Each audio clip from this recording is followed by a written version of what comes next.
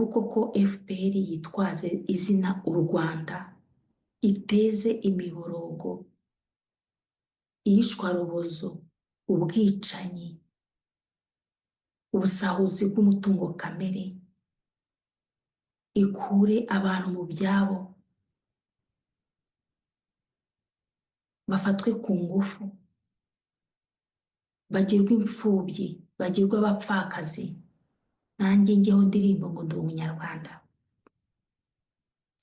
Ubu se Kagame n'agatsiko ke banyuze mu mutaka wa M23 basahura umutungo kamere wa Kongo, bica abanyekongo ku nyungu zande? Ninde munyarwanda uzagabana cyangwa witeguye kugabana iminyago ivuye mu maraso? Ubu se twirengagize abaturage ba Kangondo barajwe rwa ntambi mu muyaga, mu mvura, basenyerwaho amazu batiteguye, bimurwa nta ngurane, bamwe bagafungwa basize imitungo yabo kamere. Twirengagize se ko Kagame yababwiye ngo azabaterura na kateripurari? Twirengagize se abaturage bo ku Muhima basenyewe rugikubita? Twirengagize se abaturage bibatsinda bongeye bagasenyerwa kandi n'ubundi bari barasenye?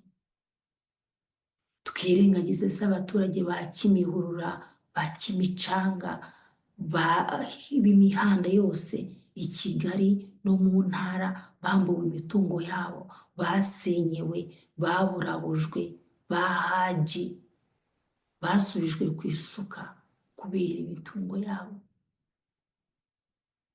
Niko munyarwanda uri kogeza intambara iri kubera muri Kongo, imitungo utagabanye Kangondo, imitungo utagabanye mu Muhima, uzayigabana mu mivu y'amaraso? Kizito yaravuze ati ubuse ntimurangamira ayo mazu n'imihanda? Ubu se muri Kigali Arena uryamo iki? Ubu se muri Convention Center iha akawunga abanyarwanda bangana iki?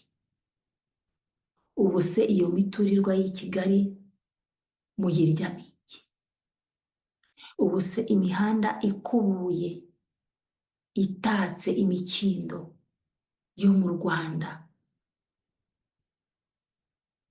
igura isukari y'abana, ibaha minerivare,